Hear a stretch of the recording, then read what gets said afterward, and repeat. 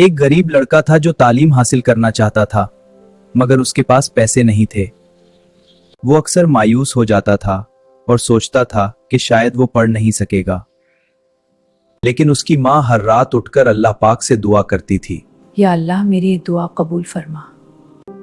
या अल्लाह मेरे बेटे के लिए आसानी पैदा फरमा दे। वो लड़का मुश्किल हालात के बावजूद मेहनत करता रहा। एक दिन एक नेक आदमी ने उसकी मेहनत को देखा। मैं इस बच्चे की पढ़ाई का सारा खर्च उठाऊंगा। अल्लाह आपको जाए खैर दे। शुक्रिया, बहुत शुक्रिया। वही लड़का बाद में एक बड़ा आलम बन गया।